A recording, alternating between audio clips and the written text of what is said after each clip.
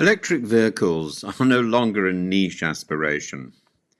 They are a global flashpoint, a battleground for industrial supremacy, a litmus test of whether nations can decarbonize without cannibalizing their economies. Britain's latest intervention, a £650 million grant scheme excluding Chinese EVs, is a case in point. What looks like a green incentive is in fact a diplomatic hand grenade.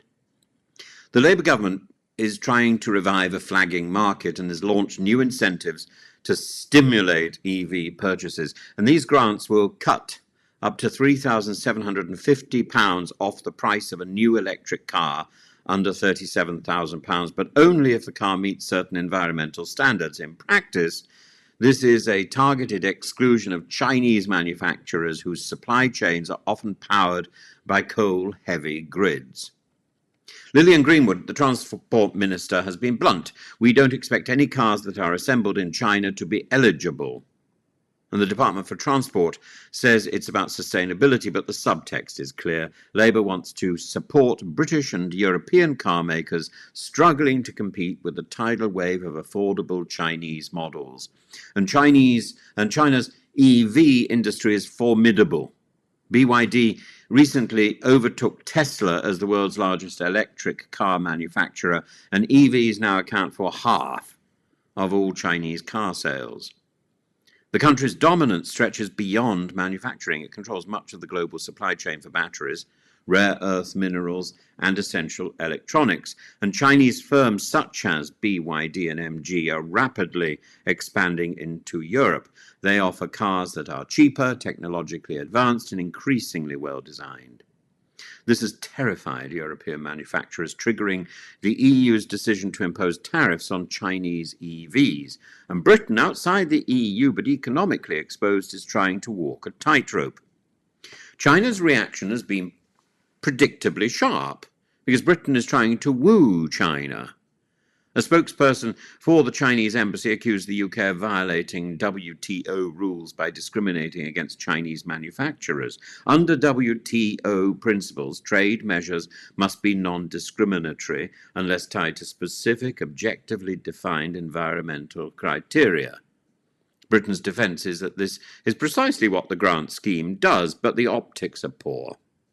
China has already retaliated against the EU, slapping tariffs on French brandy and threatening further measures on pork, dairy, and European cars, and Beijing is now warning that it will resolutely safeguard the legitimate rights and interests of Chinese companies in response to the UK's exclusions. Whether this escalates into a bilateral trade row now depends largely on Starmer's appetite for confrontation. Labour's EV strategy is trying to square three impossible circles: deliver on the 2030 petrol and diesel car ban, now diluted by exemptions for hybrids and vans, support British manufacturers such as Nissan and Jaguar Land Rover, and avoid alienating China, whose capital batteries and car brands could be vital to meeting green targets affordably. The government's industrial rhetoric is grand.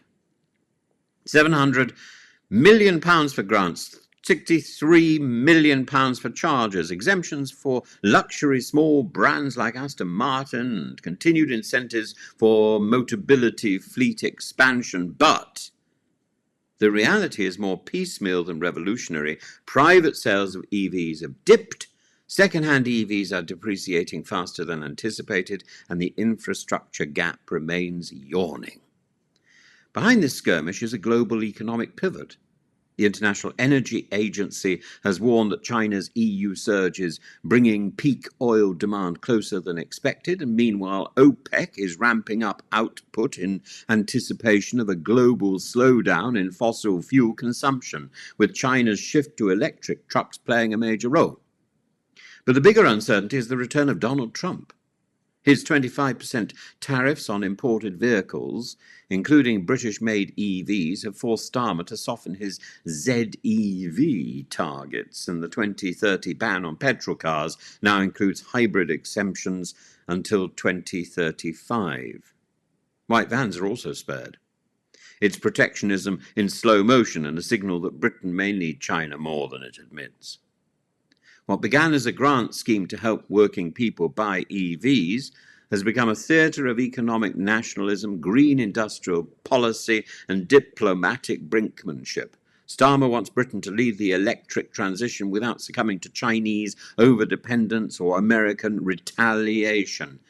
But when electric cars become electric weapons in a trade war, it's not the motorists who win, it's the politicians. It's the global power blocks, it's the elite.